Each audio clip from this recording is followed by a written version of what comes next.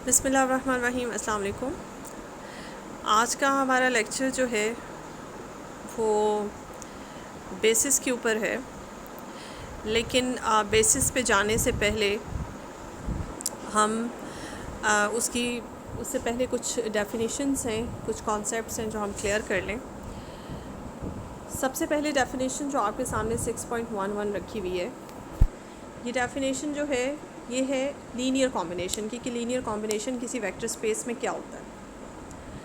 For example आपके पास V एक vector space है और इसके साथ जो एसोसिएटेड फील्ड है सपोज़ करेंगे वो F है। आप वेक्टर स्पेस में से कुछ वेक्टर्स उठाएं V1 से लेकर Vm तक, जैसे कि उसने वेक्टर्स लिए हैं। अगर आप कुछ फाइनाइट वेक्टर्स फॉर एग्ज़ाम्पल उठाते हैं और फिर जितने वेक्टर्स आप वेक्टर स्पेस से उठाएं उतनी ही तादाद में आप कुछ स्केलर्स उठाएं फील्ड में से, उन वेक्टर्स को उन स्केलर्स के साथ मल्टीप्लाई कर लें और बीच में समेशन का साइन डाल दें, यानी कि आप उन्हें ऐड कर लें।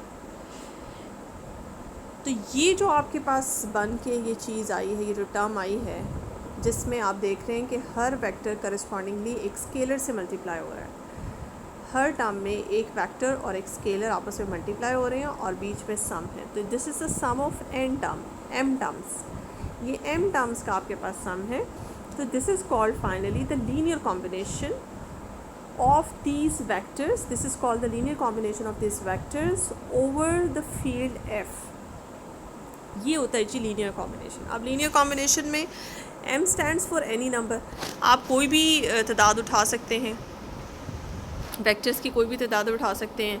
जितने वेक्टर्स की तादाद उठाएंगे उतने ही करस्पॉन्डिंगली आपने कुछ स्केलर्स उठाने हैं फील्ड में से। तो जब आप स्केलर्स और वेक्टर्स का इस तरह से मल्टीप्लाई करके समेशन करते हैं तो इस तरह का जो कॉम्बिनेशन है ये कहलाता है लीनियर कॉम्बिनेशन। अब सवाल ये यहाँ पे एक चीज़ और क्लियर कर दूँ कि क्या इन वेक्टर्स का एक ही लीनियर कॉम्बिनेशन बन सकता है? नहीं जी, इन वेक्टर्स का बहुत से लीनियर कॉम्बिनेशंस बन सकते हैं। आप यहाँ पे स्केलर्स चेंज करते जाएं। फॉर एग्ज़ाम्पल ये आपने एक लीनियर कॉम्बिनेशन बनाया, अब आप नए स्केलर्स ले लें। आप स्केलर्स उठाते हैं alpha 1, alpha 2 up to alpha m और इन्हें मल्टीप्लाई करें इन वेक्टर्स के साथ, तो आपके पास अल्फ़ा m v n ये जो कॉम्बिनेशन बन के आया है, ये कॉम्बिनेशन डेफिनेटली इस कॉम्बिनेशन से डिफरेंट है, क्योंकि इसमें स्केलर्स एज हैं, इसमें स्केलर्स बदल गए हैं। तो ये एक नया कॉम्बिनेशन बन गया उन्हीं वेक्टर्स का।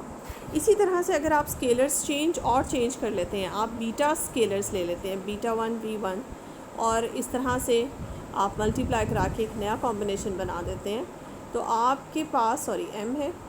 आप इस तरह से ये एक तीसरा कॉम्बिनेशन आपके सामने बन गया जो इन दोनों से मुख्तलिफ है। तो ये चीज़ें आपके पास एक कलेक्शन ऑफ वेक्टर्स अगर आपके पास हैं तो उनका एक कॉम्बिनेशन नहीं बनता, आप बहुत से कॉम्बिनेशंस बना सकते हैं उन वेक्टर्स के करस्पॉन्डिंगली। आप डिफरेंट स्केलर्स फील्ड से उठाएं और आप उनको उठा के और एक इस तरह से बना लें, तो वो एक कॉम्बिनेशन कहलाएगा। फ़िलहाल ये एक कॉम्बिनेशन आपके सामने लिखा हुआ है और आप इस तरह के बेतहाशा कॉम्बिनेशंस बना सकते हैं। अच्छा जी, ये हो गया जी लीनियर कॉम्बिनेशन, लीनियर कॉम्बिनेशन का कॉन्सेप्ट। उसके बाद आते हैं लीनियर स्पैन की तरफ, कि लीनियर स्पैन क्या होता है। अब अगर मैं यही कहूँ कि ये वाला जो कुछ वेक्टर्स हैं, जैसे आपने कुछ वेक्टर्स उठाए v1 से vm तक,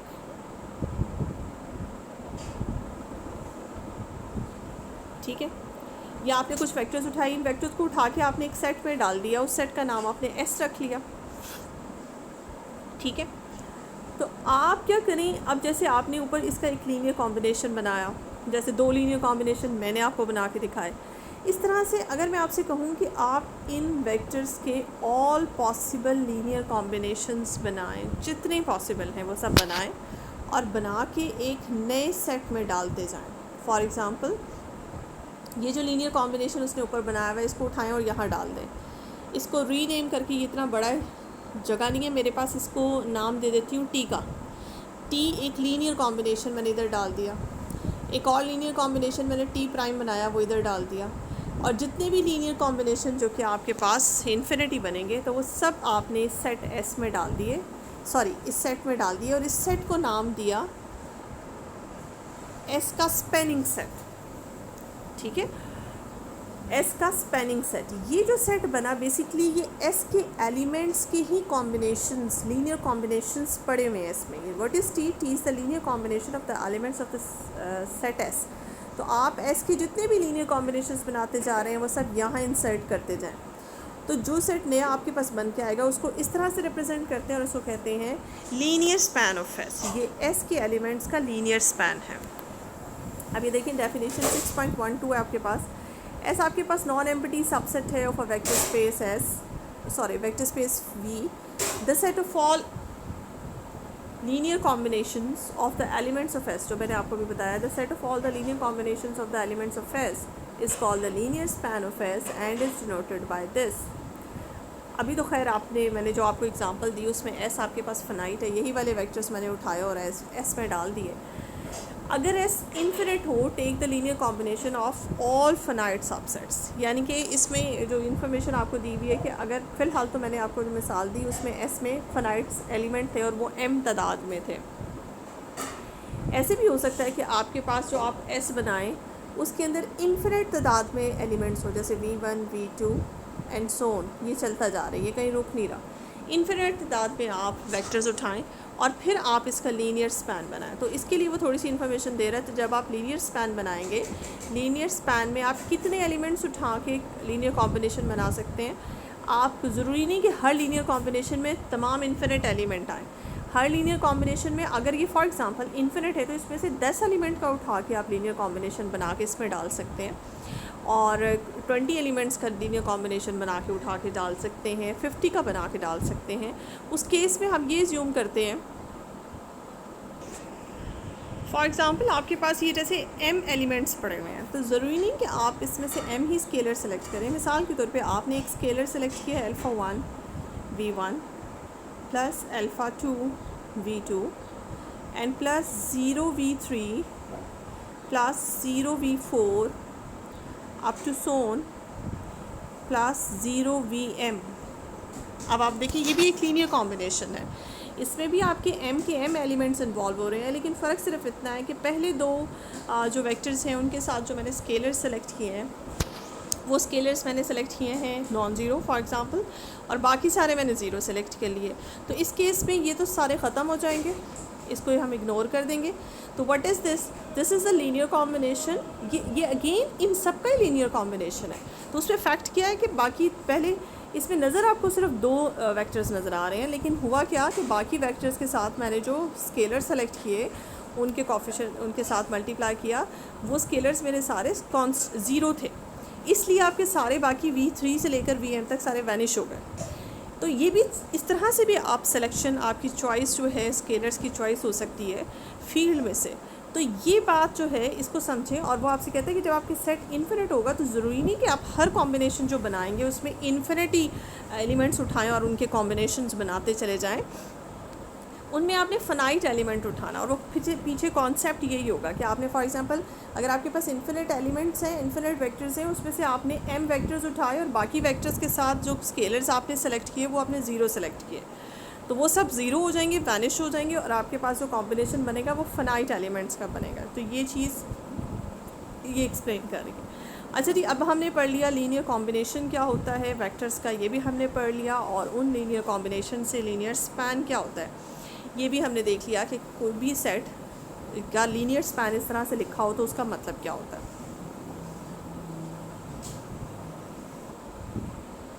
अच्छा जी, इसके बाद नेक्स्ट डेफिनेशन आप देखें, लीनियरली डिपेंडेंट एंड इंडिपेंडेंट, कि लीनियरली डिपेंडेंट वेक्टर्स क्या होते हैं और इंडिपेंडेंट क्या होते हैं, और उसके बाद बेसिस की तरफ जाएंगे। पहले आप डेफिनेशन देखें लीनियरली डिपेंडेंट की। फॉर एग्जांपल वी आपके पास एक वेक्टर स्पेस है over some field F, the vectors, उसमें से आपने कुछ वेक्टर्स सेलेक्ट किए वेक्टर स्पेस में से। ये वेक्टर्स जो आपने सेलेक्ट किए हैं फ़नाइट तादाद में ही है, ये वेक्टर्स जो हैं लीनियरली डिपेंडेंट होंगे अगर आप इनका लीनियर कॉम्बिनेशन बनाएं। जैसे कि आपने पहले बनाया था लीनियर कॉम्बिनेशन, आपने जितने वेक्टर सेलेक्ट किए उतने ही आपने स्केलर सेलेक्ट किए फील्ड में से, और इन वेक्टर से मल्टीप्लाई करके आपने ऐसे लीनियर कॉम्बिनेशन बनाया। लीनियर कॉम्बिनेशन बनाने के बाद उस लीनियर कॉम्बिनेशन को उठा के इक्वल्स टू ज़ीरो पुट कर दिया। पुट करने के बाद ये जो इक्वेशन आपके पास आई है, आप इस इक्वेशन को सॉल्व करें। सॉल्व करने के बाद आप यहाँ से जो आपने स्केलर्स रखे हैं A1 से लेकर AM तक स्केलर्स, इन स्केलर्स की वैल्यूज़ फाइंड आउट करें। ठीक है जी। अगर तो इन सब स्केलर्स की वैल्यूज़ में कम से कम किसी एक स्केलर की वैल्यू भी नॉन ज़ीरो आ जाती है, मैक्सिमम सबकी नॉन ज़ीरो आ जाए या कम से कम किसी एक स्केलर की वैल्यू नॉन ज़ीरो आ जाना, तो फिर इसका मतलब ये हुआ कि ये जो वेक्टर्स आपने लिए हैं ये वेक्टर्स आपस में लीनियरली डिपेंडेंट हैं। ठीक है जी।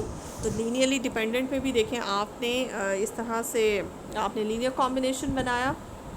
तो लीनियर कॉम्बिनेशन की इसीलिए डेफिनेशन मैंने पहले बता दी थी। लीनियर कॉम्बिनेशन क्या होता है, उस तरह से लीनियर कॉम्बिनेशन बनाया, उसको इक्वल्स टू ज़ीरो रखा, उस इक्वेशन को सॉल्व किया, वहाँ से स्केलर्स की वैल्यूज़ निकाली। स्केलर्स कम से कम एक स्केलर भी अगर आपका नॉन ज़ीरो आ गया तो आप कहेंगे कि ये आपके डिपेंडेंट लीनियरली डिपेंडेंट वेक्टर्स हैं। आगे नेक्स्ट डेफिनेशन है हमारी लीनियरली इंडिपेंडेंट की। अब लीनियरली इंडिपेंडेंट इसका टोटली ऑपोजिट है। सेम यही कॉन्सेप्ट, आपने वेक्टर्स लिए, लीनियर कॉम्बिनेशन बनाया, इक्वल टू ज़ीरो रखा और वैल्यूज़ निकाली स्केलर्स की। अगर तमाम स्केलर्स की वैल्यूज़ ज़ीरो आ जाती है, तमाम स्केलर्स की वैल्यूज़ अगर ज़ीरो आ जाती हैं for each AI is equal to zero, तो फिर आप ये कहते हैं कि आपका ये जो वेक्टर्स हैं ये वेक्टर्स आपके लीनियरली इंडिपेंडेंट हैं। और अगर किसी एक की भी वैल्यू आपके पास नॉन ज़ीरो आ जाती है तो फिर आप कहते हैं कि ये डिपेंडेंट वेक्टर्स हैं। तो ये फ़र्क है आपके पास डिपेंडेंट और इंडिपेंडेंट में। इसके बाद फिर हम जाएंगे स्पैनिंग की डेफिनेशन की तरफ कि स्पैनिंग की डेफिनेशन क्या होती है। जी, इसके बाद आते हैं लीनियर स्पैन की डेफिनेशन की तरफ कि लीनियर स्पैन क्या होता है। लीनियर स्पैन जो है, फॉर एग्जांपल भी आपके पास एक वेक्टर स्पेस है और आप इसमें से कुछ वेक्टर्स सेलेक्ट करते हैं और उतने ही आप स्केलर सेलेक्ट करते हैं, ठीक है, respectively the elements of the type. For example आपने इन वेक्टर्स का जो आपने वेक्टर्स सेलेक्ट किए हैं वेक्टर स्पेस से, उन वेक्टर्स का बना लिया जी लीनियर कॉम्बिनेशन। ये उसने समीशन की फॉर्म में लिखा हुआ है, ये बेसिकली वही है अल्फ़ा 1 V1 से लेकर अल्फ़ा n Vn तक। ये जो आपने लीनियर कॉम्बिनेशन इस तरह लिखते हैं उसने उसको समीशन की फॉर्म में लिख दिया। ये जी आपके पास इन वेक्टर्स का लीनियर कॉम्बिनेशन पड़ा हुआ है, जबकि वीज आपके पास वेक्टर्स हैं और अल्फ़ाज आपके पास स्केलर्स हैं। ये लीनियर कॉम्बिनेशन बना लिया। इसके बाद आपने क्या किया, आपने लेट करें कि S आपके पास एक non empty subset of V है। आपने V में से एक नॉन एम्प्टी सबसेट आपने V, ये डेफिनेशन आपके सामने है। इसी फॉर एग्जांपल यही आप n वेक्टर्स उठा के S में डाल दें और S के एलिमेंट्स की आप लीनियर कॉम्बिनेशंस बनाते जाएं और आप इसमें डालते जाएं, तो अगेन ये आपका वही लीनियर स्पैन आ जाएगा या स्पैनिंग सेट आ जाएगा। जैसे कि मैंने आपको पहले भी इससे पहले डेफिनेशन बताई है कि स्पैनिंग सेट जो है वो S का ये बन जाता है। इसको लिखने का दूसरा तरीका जो है वो लीनियर स्पैन भी है।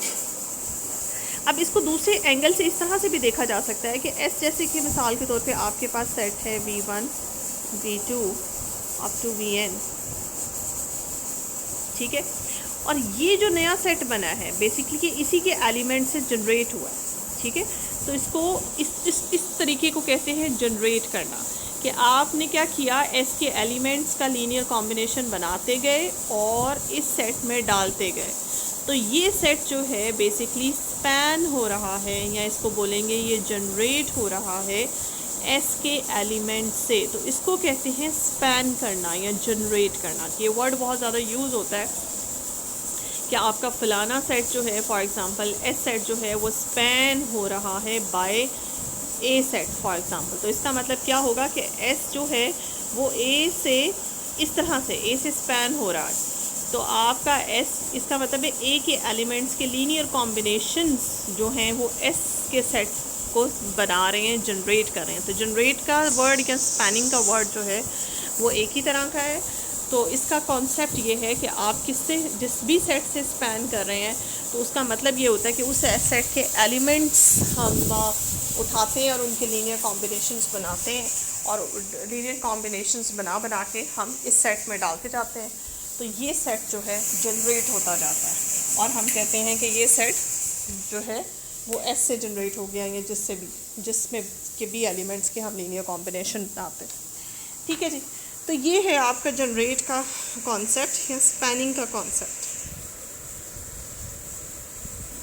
इसके बाद हम आते हैं बेसिस की डेफिनेशन की तरफ। बेसिस की डेफिनेशन क्या होती है? A set of linearly independent vectors spanning a vector space. देखिए, वेक्टर स्पेस के अंदर से ही फॉर एग्जांपल आप एक सबसेट ले लेते हैं V। वेक्टर स्पेस में से एक सबसेट उठाते हैं आप S। अब ये सेट जो है फॉर एग्जांपल इसको आपने चेक किया, ये सेट आपका लीनियरली इंडिपेंडेंट भी है और साथ ही साथ आपका ये सेट जो है वो वेक्टर स्पेस को स्पैन भी कर रहा है। वेक्टर स्पेस को स्पैन भी करे का मतलब यानी कि इसका हम स्पैनिंग सेट बनाते हैं तो आपका पूरे का पूरा वेक्टर स्पेस बन जाता है। और इसके साथ साथ ये सेट जो है लीनियरली इंडिपेंडेंट भी है।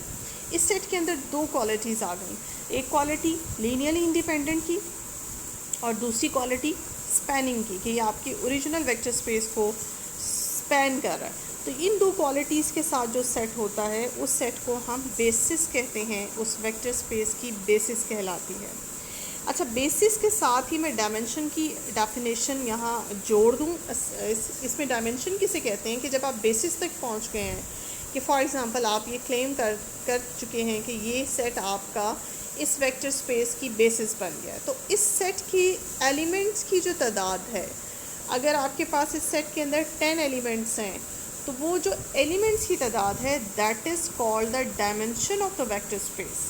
तो डायमेंशन तक पहुंचने के लिए आपको पहले बेसिस तक जाना होगा, और बेसिस तक जाने के लिए आपको लीनियरली इंडिपेंडेंट का कॉन्सेप्ट आपको होना चाहिए, और दूसरा जो है स्पैनिंग का कॉन्सेप्ट होना चाहिए कि एक सेट दूसरे को स्पैन कर रहा है तो उसका क्या मतलब है। ठीक है जी। अगर ये सेट आपके पास बेसिस बन गया तो फिर आपने इसके अंदर देखना है कि एलिमेंट्स की तादाद कितनी है। अगर इसके अंदर n एलिमेंट्स हैं तो आप कहेंगे कि इस वक्त की जो वेक्टर स्पेस है उसकी डायमेंशन n है। तो डायमेंशन का ताल्लुक़ वेक्टर स्पेस की बेसिस से होता है, और इसके बारे में हम कहते हैं कि वेक्टर स्पेस अच्छा, एक चीज़ ये भी है कि अब जहन में आता है कि क्या एक ही वेक्टर स्पेस के अंदर एक ही सेट ऐसा हो सकता है जो उसकी बेसिस बनता है? नहीं जी, एक से ज़्यादा सेट्स ऐसे हो सकते हैं। फॉर एग्जांपल कोई T सेट आपके पास वेक्टर स्पेस के अंदर है, कोई W सेट है वेक्टर स्पेस के अंदर जो उसकी बेसिस है, ये भी बेसिस है, ये भी बेसिस है और ये भी बेसिस है। तो याद रखिएगा कि किसी भी वेक्टर स्पेस की एक वक्त में एक से ज़्यादा बेसिस हो सकती हैं, लेकिन डायमेंशन फिक्स रहती है। अगर इसके एलिमेंट्स की तादाद n है तो फिर T के भी और W के एलिमेंट्स की तादाद वही होगी। एलिमेंट्स डिफरेंट हो सकते हैं, डिफ़र कर सकते हैं, लेकिन एलिमेंट्स की तादाद सेम रहेगी, और बेसिस एक से ज़्यादा हो सकती हैं लेकिन डायमेंशंस एक से ज़्यादा नहीं हो सकते। इसके बाद हम अपने एक थ्योरम की तरफ आते हैं। हम अपने बेसिक डेफिनेशंस पढ़ लें। अब हम एक थ्योरम की तरफ आते हैं, और थ्योरम है हमारे पास 6.19। इस थ्योरम के स्टेटमेंट के दो हिस्से हैं। पहला हिस्सा देखते हैं कि फॉर एग्जांपल एक सेट है आपके पास S जिसके अंदर n एलिमेंट्स हैं, और n का मतलब है ग्रेटर देन इक्वल्स टू 2, यानी कि कम अज़ कम आप ये जो थ्योरम है ये अप्लाई कर सकते हैं उस सेट के ऊपर जिसके अंदर कम अज़ कम 2 एलिमेंट होने चाहिए। एक एलिमेंट सिंगल एलिमेंट के साथ ही कम अज़ कम 2 या 2 से ज़्यादा कुछ भी हो सकता है। अच्छा, ये वेक्टर स्पेस है कोई, और उसके अंदर हमने ये उसका सबसेट तलाश किया है। S is the subset of this vector space. ये जो सबसेट S है ये लीनियरली डिपेंडेंट है। ठीक है, if and only if at least one of the vectors in S is the linear combination of the remaining vectors of S. For example, इसकी मिसाल मैं ऐसे दूंगी। अच्छा, ये इसको याद कर लें कि एक तो ये है कि किसी भी सेट को लीनियरली डिपेंडेंट चेक करने का क्राइटेरिया तो उसकी डेफिनेशन है कि हम उसको लीनियर कॉम्बिनेशन में इसके एलिमेंट्स को लिखेंगे, इन तमाम वेक्टर्स को हम लीनियर कॉम्बिनेशंस में लिखेंगे, उसके बाद स्केलर्स की वैल्यूज़ फाइंड आउट करेंगे, और स्केलर्स में से कम कोई एक स्केलर नॉन ज़ीरो आना चाहिए, तो ये वेक्टर्स जो हैं लीनियरली डिपेंडेंट हो जाएंगे। लेकिन फ़िलहाल ये जो थ्योरम है इसका फर्स्ट पार्ट आपको डेफिनेशन के अलावा का ऑल्टरनेट, या समझे डेफिनेशन का ऑल्टरनेट दे रहा है। ऑल्टरनेट में एक क्राइटेरिया दे रहा है। ये क्राइटेरिया अगर आप चेक करने में कामयाब हो जाते हैं तो आपको डेफिनेशन के पॉइंट ऑफ व्यू से नहीं चेक करना पड़ेगा, आप इस क्राइटेरिया से चेक कर लें।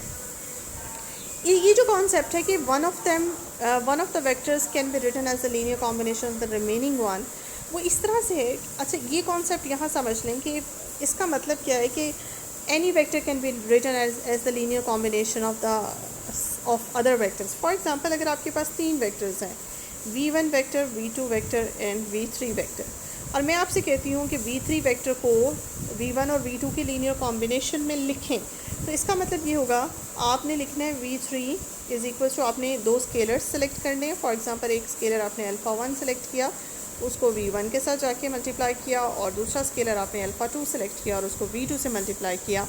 ये देखिए, what is the right hand side? Right hand side is the linear combination of the vectors v1 and v2, तो that is equals to v3। तो v3 को मैंने v1 और v2 की लीनियर कॉम्बिनेशन में लिख लिया। इसका मतलब है इसको इस तरह से बोलते हैं और इस तरह से लिखते हैं कि if someone says right v3 in the linear combination of v1 and v2, तो उसको इस तरह से एक्सप्रेस किया जाता है। तो अब यहाँ पे अगर आपके पास n वेक्टर्स हैं और आपको कहा जाता है कोई एक वेक्टर बाकियों का लीनियर कॉम्बिनेशन है, मींस बाकियों के लीनियर कॉम्बिनेशन में लिखा जा सकता है, तो उसका मतलब वो है जो मैंने अभी आपको करके दिखाया। मैंने 3 वेक्टर्स के साथ बताया, ये आपके पास n वेक्टर्स हैं, आप ज़्यादा के साथ भी कर सकते हैं। ठीक है जी। अच्छा, और ये कहना कि इनमें से कोई एक जो है बाकियों के लीनियर कॉम्बिनेशन में लिखा जा सकता है, तो उसका मतलब ये भी कतन नहीं है कि जैसे मैंने आपको बताया कि v1, v2 और v3 थे, तो इसका मतलब ये भी हो सकता है कि v3 जो है वो सिर्फ v1 के लीनियर कॉम्बिनेशन में लिखा जाए। ये देखें, राइट हैंड साइड पे सिर्फ एक वेक्टर का लीनियर कॉम्बिनेशन मैंने बनाया, not necessary the all remaining one. यानी कि अगर आप इसमें से v3 निकाल दें और रिमेनिंग वन के लीनियर कॉम्बिनेशन में लिखा जाए, तो मैंने आपको पहले बताया कि v3 को बाकियों के लीनियर कॉम्बिनेशन में लिखूं तो कैसे लिखते हैं, और अगर v3 को किसी एक के लीनियर कॉम्बिनेशन में लिखना हो तो इस तरह से लिखा जाता है सिंपली। सो ये 2 केसेस हैं, दोनों बातें हो सकती हैं कि अगर आपका इनमें से कोई एक वेक्टर बाकी सबके लीनियर कॉम्बिनेशन में लिखा जा सकता है, और ये भी इसका मतलब हो सकता है कि बाकी कुछ के लीनियर कॉम्बिनेशन में लिखा जा सकता है। ठीक है जी। तो ये जो है ये बहुत इंपॉर्टेंट है, ये आपके पास लीनियरली डिपेंडेंट होने का ये जो है क्राइटेरिया है। मतलब इसको आप प्रूफ में इसको फ़िलहाल नहीं करा रही, इसका प्रूफ भी मैं नेक्स्ट लेक्चर में डाल दूँगी, लेकिन इसको समझें आप कि इसका मतलब क्या है।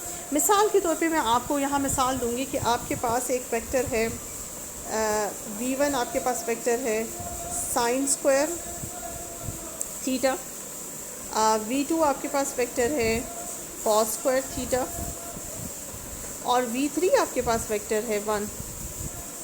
अब हम ये बहुत अच्छी तरह से जानते हैं कि 1 जो है वो sign square theta plus cos square theta होता है। अब what is sine square theta? This is v1।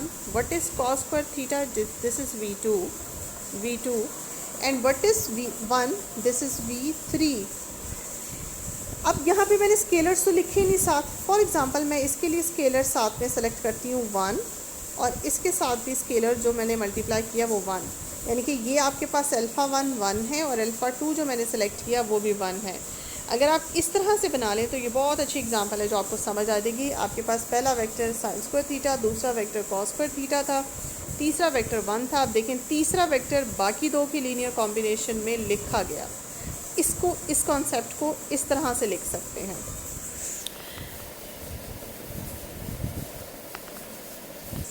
एक और मिसाल आपको दूंगी। फॉर एग्जांपल, आपके पास v1 वेक्टर जो है वो आपके पास है x, v2 वेक्टर जो है आपके पास है x क्यूब, और v3 वेक्टर जो है वो आपके पास है 2x। तो आप यहाँ पे बहुत आसानी से देख सकते हैं कि v3 वेक्टर जो है वो 2 टाइम्स v1 वेक्टर है। 2 क्या है? 2 आपने स्केलर सेलेक्ट किया और इस स्केलर को इस v1 वेक्टर से मल्टीप्लाई किया जिसकी वैल्यू थी x, और आपके पास आंसर में v3 वेक्टर आ गया। Now v3 is written as the linear combination of only one vector that is v1। तो पहले मैंने आपको दो वेक्टर्स के लीनियर कॉम्बिनेशन में लिख के दिखाया और यहाँ मैंने आपको एक वेक्टर के लीनियर कॉम्बिनेशन में लिख के दिखाया। और ऐसे भी हो सकता है अगर आपके पास ज़्यादा वेक्टर्स हैं तो आप इसको एक से ज़्यादा, दो से ज़्यादा के लीनियर कॉम्बिनेशन में भी लिख सकते हैं। ये कॉन्सेप्ट मैं चाह रही हूँ कि आपका क्लियर हो जाए।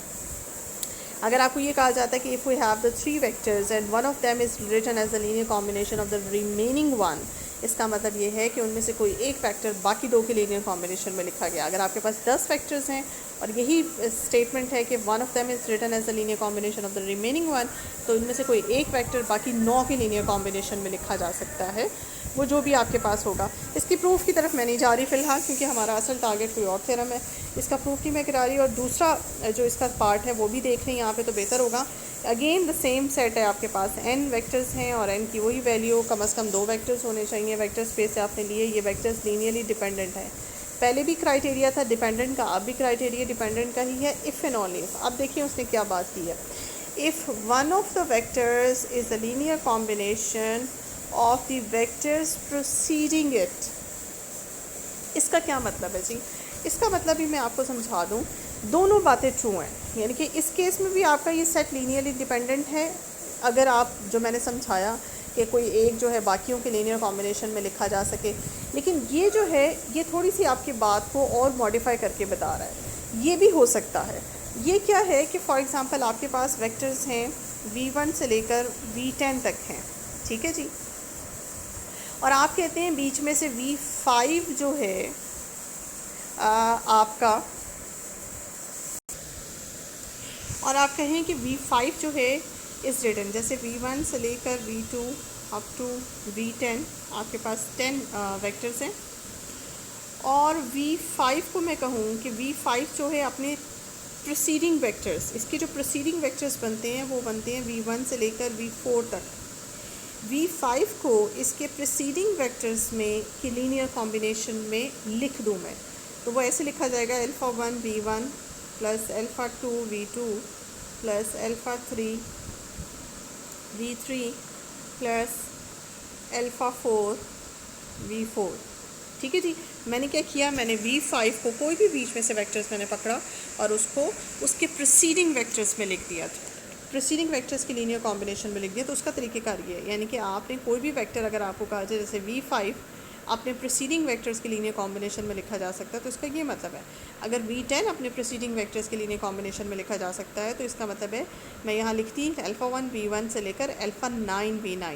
अगर v4 लिखा जा सकता है तो इसका मतलब है जो इससे पहले आ रहे हैं। इसका मतलब ये हुआ कि प्रीसीडिंग वेक्टर्स जो इससे पहले आ रहे हैं उनका लीनियर कॉम्बिनेशन बनाएं, जो लीनियर कॉम्बिनेशन बनता है वो आपके उस वेक्टर के बराबर है। तो इसका ये मतलब है। अब ये वाली बात जो है ये तो रैंडमली आप कह सकते हैं, इसको थोड़ा सा तरतीब दे के और इसमें जैसे कि मैं आपको इसको समझाती इस तरीके से हूँ, जैसे कि आपके पास एक वेक्टर है, मैंने अभी आपको कहा कि जैसे एक वेक्टर है v1 आपके पास x है, v2 जैसे v1 कर लें 2x है, v2 आपके पास ऐसे करें v1 आपके पास दोबारा x ही ले लें, v2 आपके पास जो है वो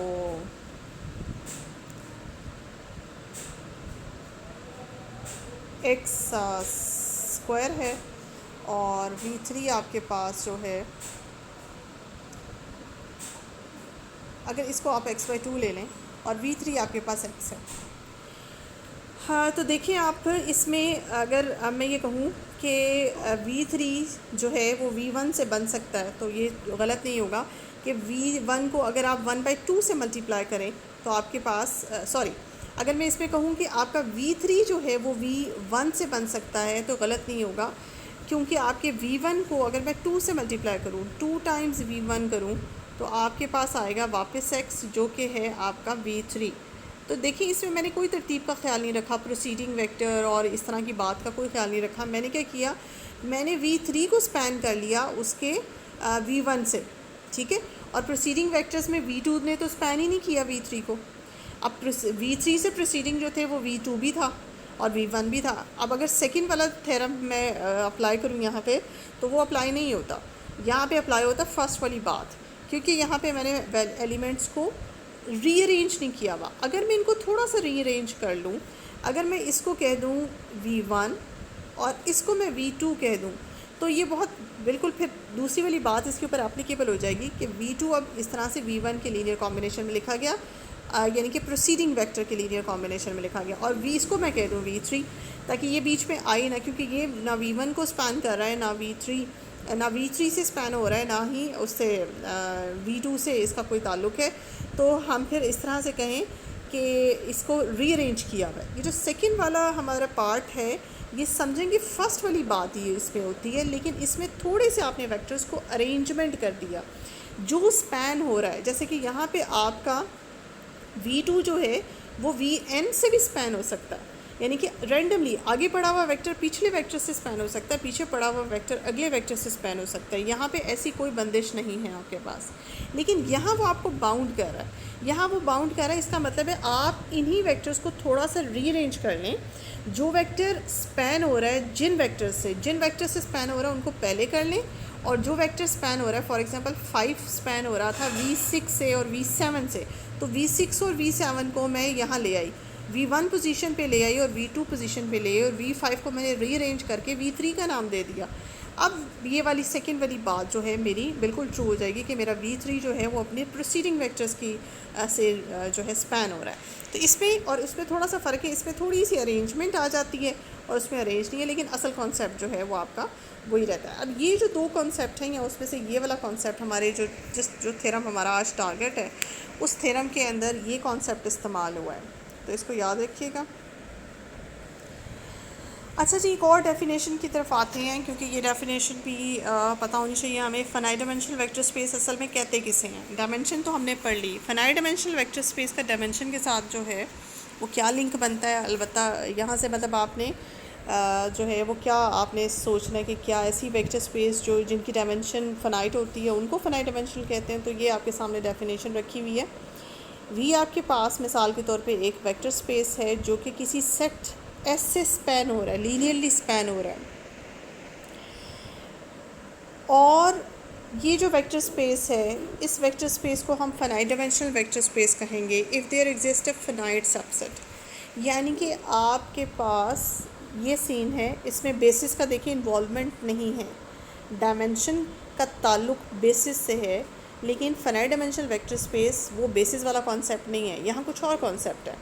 यहाँ कॉन्सेप्ट ये है कि अगर आप कहते हैं कि आपका ये सेट स्पैन कर रहा है आपके इस वेक्टर स्पेस को, तो आपकी ये वेक्टर स्पेस फाइनाइट डायमेंशनल बन जाएगी अगर ये जो वेक्टर स्पेस आपके जो सेट आपके वेक्टर स्पेस को स्पैन कर रहा है अगर वो सेट फाइनाइट हो, यानी कि आपकी वेक्टर स्पेस किसी फाइनाइट सेट से स्पैन हो रही है, किसी इन्फिनिट सेट से स्पैन नहीं हो रही। अब ये सेट सिर्फ सबसेट है, ये सेट कोई बेसिस नहीं है वेक्टर स्पेस की, इसके ऊपर कोई कंडीशन नहीं है कि ये बेसिस होनी चाहिए वेक्टर स्पेस की।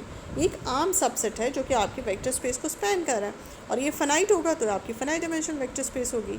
इसका ताल्लुक बेसिस की डेफिनेशन से नहीं है। तो बज़ाहिर देखने में ऐसा लगता है कि फाइनाइट डायमेंशनल वेक्टर स्पेस उस वेक्टर को कहते हैं जिसकी डायमेंशन फाइनाइट होती है, ऐसा कुछ नहीं है। तो ये डेफिनेशन अपने जहन में रख लें, और इसके बाद हम करते हैं अपना टारगेटेड थ्योरम। ये देखें जी, हमारा थ्योरम असल ये है, हमने ये करना था 6.21 theorem, any finite dimensional vector space contains a basis. अभी हमने फाइनाइट डायमेंशनल वेक्टर स्पेस की डेफिनेशन पढ़ी है। हम जानते हैं कि एक फाइनाइट सेट अगर आपके वेक्टर स्पेस को स्पैन करेगा तो वो फाइनाइट डायमेंशनल हो जाएगी। अब हम ये समझ रहे हैं कि इस वक्त जो हम वेक्टर स्पेस का सपोज़ करेंगे वी, वो उसके साथ ये वाला सीन है कि वो फाइनाइट डायमेंशनल है, तो उसका ये मीनिंग है। अब हमने ये शो करना है कि इस तरह की जो फाइनाइट डायमेंशनल वेक्टर स्पेसेस होती हैं वो बेसिस कंटेन करती हैं, यानी कि उनमें कोई ना कोई एक सेट ऐसा ज़रूर एग्जिस्ट करता है कि उसकी बेस जो उस सेट की उस वेक्टर स्पेस की बेसिस बन जाए। अब ये देखिए, फॉर एग्जांपल ये आपके पास एक सेट है V1 से लेकर VR तक, ये आपने कुछ वेक्टर्स उठाए हैं, V से ही वेक्टर्स उठाए हैं, ये फाइनाइट स्पैनिंग सेट है, ठीक है। अब आपने जो एस सेट कंसिडर किया, आप सपोज़ करेंगे V1 से लेकर VAR तक ये जो एलिमेंट्स हैं ये आपने एस में डाल दिए, और एस जो है वो आपका स्पैन कर रहा है वेक्टर स्पेस V को, ठीक। और यहाँ वेक्टर स्पेस जो आप एज्यूम कर रहे हैं वो non zero vector space assume कर रहे हैं, यानी कि नॉन ट्रिवियल वेक्टर स्पेस आप एज्यूम कर रहे हैं। देखिए आपका ये सेट एस जो है ये आपकी वेक्टर स्पेस को हमने कहा, क्योंकि आपकी फाइनाइट डायमेंशनल है वेक्टर स्पेस, तो फाइनाइट सेट आपका वी को स्पैन करेगा और उसके अंदर एलिमेंट्स की तादाद मैंने आर ले ली। अगर ये सेट वी को स्पैन कर रहा है और अगर ये सेट जो है वो इंडिपेंडेंट भी हो जाए, अगर मैं कहूँ कि एस के एलिमेंट्स जो हैं वो लीनियरली इंडिपेंडेंट भी हैं, तो एस के अंदर दो क्वालिटीज़ एट अ टाइम आ जाएंगी। एक ये क्वालिटी कि ये सेट एस को वी को स्पैन तो कर ही रहा है और साथ ही ये लीनियरली इंडिपेंडेंट भी हो गया। ये दोनों क्वालिटीज़ जब एस में जाएंगी तो फिर एस जो है वो आपके वेक्टर स्पेस की बन जाएगी बेसिस। तो एक केस तो ये है। अब हो भी सकता है कि आपका एस जो है लीनियरली इंडिपेंडेंट ना हो, तो हमने इस थ्योरम को प्रूव करने के दो केसेस बनाए हैं। सबसे पहले तो ये कि चूँकि फाइनाइट डायमेंशन है तो कोई ना कोई फाइनाइट सेट ऐसा होगा जो कि आपके वेक्टर स्पेस को स्पैन कर रहा होगा, और अगर वही सेट जो आपके वेक्टर स्पेस को स्पैन कर रहा है वो लीनियरली इंडिपेंडेंट भी हो जाता है, तो फिर वही सेट आपके वेक्टर स्पेस की बेसिस भी बन जाता है। और बेसिस का मतलब है, बेसिस बन जाने का मतलब है कि आपकी वेक्टर स्पेस की बेसिस एग्जिस्ट कर रही है। अच्छा, यहाँ उसे लिखना चाहिए था केस 2। अब केस 2 हम करते हैं। केस 2 में क्या है कि सपोज़ करें कि ये वेक्टर्स लीनियरली इंडिपेंडेंट नहीं हैं, जैसे कि मैंने कहा कि हो सकता है कि वो इंडिपेंडेंट ना भी हों। अब इस केस में कि अगर आपके वेक्टर्स जो हैं वो सेट एस जो है जो कि आपके फाइनाइट सेट वी को स्पैन कर रहा है वो अगर लीनियरली इंडिपेंडेंट नहीं है तो क्या है, तो डेफिनेटली एस लीनियरली डिपेंडेंट है। एस इस केस में लीनियरली डिपेंडेंट है। अब एक बात याद रखिएगा, लीनियरली डिपेंडेंट वेक्टर्स जो होते हैं उनको हम रिड्यूस करके, ये बात याद रखिएगा, उनको हम रिड्यूस करके लीनियरली इंडिपेंडेंट वेक्टर्स बना सकते हैं। ठीक है, अब ये कैसे रिड्यूस कैसे किया जाता है? अब रिड्यूस इस तरह से किया जाता है कि उनमें कुछ वेक्टर्स ऐसे होते हैं जो प्रॉब्लम कर रहे होते हैं। मिसाल के तौर पे आपके पास v1 से लेकर v2 तक vr, अगर तो ये वेक्टर्स इंडिपेंडेंट हैं तो इनमें से कोई एक वेक्टर किसी दूसरे के लीनियर कॉम्बिनेशन में नहीं लिखा जा सकता। लेकिन अभी इससे पहले जो हमने थ्योरम की स्टेटमेंट पढ़ी है उसमें क्या था कि अगर ये वेक्टर्स डिपेंडेंट हैं तो इनमें से कोई एक जो है बाकियों के लीनियर कॉम्बिनेशन में लिखा जा सकता है। ठीक है, तो वो वेक्टर्स इसमें से जो बाकियों के लीनियर कॉम्बिनेशन में लिखे जा सकते हैं, जैसे कि अभी मैंने आपको मिसाल दी थी, एक वेक्टर हमारे पास 1 था, एक वेक्टर हमारे पास साइन स्क्वायर थीटा था और एक वेक्टर हमारे पास कॉस स्क्वायर थीटा था। मैंने 1 को साइन स्क्वायर और कॉस स्क्वायर के लीनियर कॉम्बिनेशन में लिख लिया। अब आप क्या करेंगे, जो 3 वेक्टर्स का सेट है इसमें से 1 को यहाँ से कास्ट आउट कर दें, निकाल दें, डिलीट कर दें, तो पीछे आपके पास बच जाएंगे ये 2 वेक्टर्स। ठीक है, अब ये 2 वेक्टर्स जो हैं आपस में एक दूसरे के लीनियर कॉम्बिनेशन में नहीं लिखे जा सकते। गो कि मुझे फॉर्मूला पता है, sine square theta is equals to 1 plus 1 minus cos square theta. अब साइन स्क्वायर थीटा सिर्फ कॉस स्क्वायर थीटा के कॉम्बिनेशन में नहीं लिखा जा सकता, मुझे बीच में 1 की ज़रूरत भी पड़ी और 1 यहाँ पे है ही नहीं, वो तो मैं निकाल चुकी हूँ। ठीक है, तो अब ये दोनों जो हैं वो एक दूसरे के लीनियर कॉम्बिनेशन में नहीं लिखे जा सकते हैं। तो आपने क्या किया, आपने उस एक वेक्टर को निकाल दिया जो कि बाकियों के लीनियर कॉम्बिनेशन में लिखा जा सकता था। अगर मिसाल दे रही हूँ, मिसाल के तौर पे अगर आपका साइन स्क्वायर थीटा भी कॉस स्क्वायर थीटा के लीनियर कॉम्बिनेशन में लिखा जाता है तो आप इसको भी इस सेट में से, इस कॉम्बिनेशन, इस कलेक्शन में से निकाल दें, तो इसको कहते हैं कास्टिंग आउट का प्रोसेस। तो आपने क्या किया, आपने वो वेक्टर्स आप कास्ट आउट करते थे। पहले आपने 1 को कास्ट आउट किया, फिर आपने साइन स्क्वायर थीटा को कास्ट आउट किया। तो ये प्रोसेस है कास्ट आउट करने का। इसका मतलब ये है कि आपके वो वेक्टर्स जो कि बाकियों की लीनियर कॉम्बिनेशंस में लिखे जा सकते हैं, आप उनको 1 बाय 1 कास्ट आउट करते जाएँ, निकालते जाएँ। अब यहाँ पे वो आपसे क्या कह रहा है, then these vectors are linearly dependent. अब ज़ाहिर है आप सेकंड केस हम पढ़ रहे हैं, सेकंड केस में हमने कहा हुआ है कि ये वेक्टर्स जो है एस सेट के अंदर जो वेक्टर्स हैं ये इंडिपेंडेंट नहीं है, तो ये डिपेंडेंट है। अगर डिपेंडेंट है तो इनमें से वही वाला थ्योरम, इनमें से कोई एक जो है रिमेनिंग के लीनियर कॉम्बिनेशन में लिखा जा सकता है। आपने उसे कास्ट आउट कर दिया। जब आप कास्ट आउट करेंगे, निकालेंगे, तो बाकी जो वेक्टर्स बचेंगे वो एक तादाद में कम होंगे। पहले आर थे, अब आपके पास r-1 है। अब आप चेक करें, अब आप चेक करें कि आपके ये जो वेक्टर्स हैं क्या ये लीनियरली इंडिपेंडेंट है। अब क्या एक वेक्टर निकालने से क्या इंडिपेंडेंट बन गए? ठीक है, अगर इनमें से अब मज़ीद कोई दूसरे के लीनियर कॉम्बिनेशन में नहीं लिखा जा सकता तो फिर ये वो स्टेज होगी कि जिस पे ये वेक्टर्स जो है इंडिपेंडेंट है। लेकिन अब अगर अभी भी गुंजाइश है, अभी भी कोई एक वेक्टर इनमें मौजूद है जो कि बाकियों के लीनियर कॉम्बिनेशन में लिखा जा सकता है, तो आप ऐसा करें, उसको भी कास्ट आउट कर दें। फिर जो तादाद आपके पास बचेगी वो r-2 बचेगी। इसी तरह से एक एक एक एक करते जाएं और जब तक कि आपके ये वेक्टर्स इंडिपेंडेंट नहीं रह जाते तब तक आप उन वेक्टर्स को जो प्रॉब्लमेटिक हैं उनको 1 बाय 1 निकालते जाएं और कास्ट आउट करते जाएं। और होता यही है कि फाइनली आपके पास वो वेक्टर्स बच जाते हैं जो कि एक दूसरे के लीनियर कॉम्बिनेशन में नहीं लिखे जा सकते। और फिर वो स्टेज होती है कि जब आपके सारे वेक्टर्स जो बच जाते हैं वो लीनियरली इंडिपेंडेंट होते हैं। अच्छा, एक चीज़ और, आपके पास एस सेट, आपने कहा कि आपका एस सेट जो है वो स्पैन कर रहा है आपके वी वेक्टर स्पेस को। तो जब एस का ऑर्डर जो था वो तो आपके पास आर था। जब आप इसमें से एक एलिमेंट कास्ट आउट करके निकाल देते हैं तो पीछे एलिमेंट्स r-1 रह जाते हैं। फिर आप 2 एलिमेंट्स कास्ट आउट करते हैं, फिर आपके पास r-2 रह जाते हैं।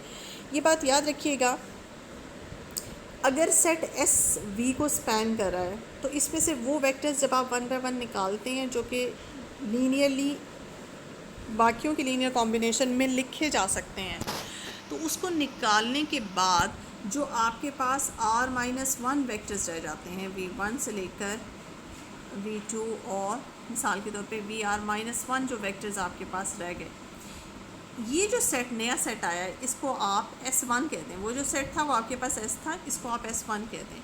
क्या ये S1 वेक्टर भी, मिसाल के तौर पे आपने सपोज़ करें कि एक वेक्टर कास्ट आउट किया और जो बाकी बच गए हैं वो सारे के सारे लीनियरली इंडिपेंडेंट होंगे। अब इनमें से कोई दूसरे के लीनियर कॉम्बिनेशन में नहीं लिखा जा सकता।